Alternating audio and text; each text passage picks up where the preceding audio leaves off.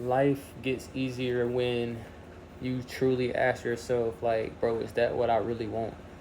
Like, a lot of us want things in life, but do we want it because we truly want it, or do we want it because we feel like we need to have it? I feel like one of those things is like marriage, like, or whatever. Like, you might have always wanted a red Corvette, but like, do you really want that red Corvette? Or do you want it because the flesh is what wants it, or the desire of it, the difference between desire and a need or a want? For instance, like relationships, marriage, like ever since I was a kid, it's like, damn, I want to get married. But then, like, sometimes I'll be thinking, is that really what's for me? Like, or is that just something that I'm wanting to fill a void of something that I didn't get growing up? For instance, not having parents. You know what I'm saying? Not having that family dynamic. A lot of times we want things because maybe we feel like if we get it, it will fix the thing that's dwelling eternally or internally, right, within us.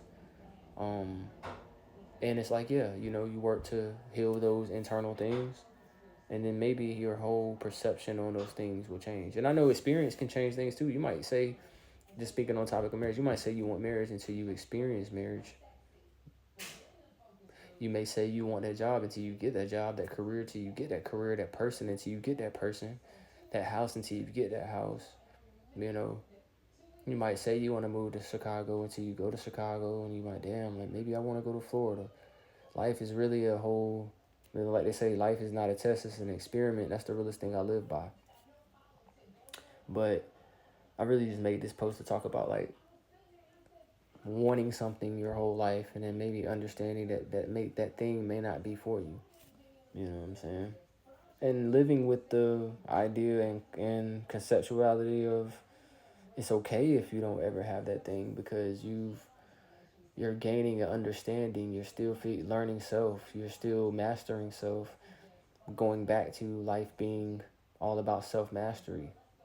But I feel like I'm saying all that to say that I feel like I've learned that when you want something, until you receive it, you have to make sure you're ready for it. Like, you have to have the tools to be prepared for that thing. So, like, going back to like that Corvette, like, if you don't know how to drive it, if you don't understand how fast it can go, if you don't understand the dynamics of the Corvette, the expenses, um, if you don't understand that red cars get looked at by the cops more than any other car, do you really need it?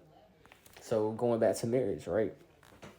Like, unless you understand the foundation, unless you understand the commitment, unless you understand the discipline, unless you understand forgiveness, unless you understand self-love, unless you understand the union, unless you understand the covenant, the bond, all of those things, the imperfection, the growth, the evolution, all these things that are tied into that thing, is it really for you, right? So I guess saying all that to say this, I guess in order to realize something is really for you, you have to be, going back to what I just said prior, you just have to be prepared to step up to the plate to keep it.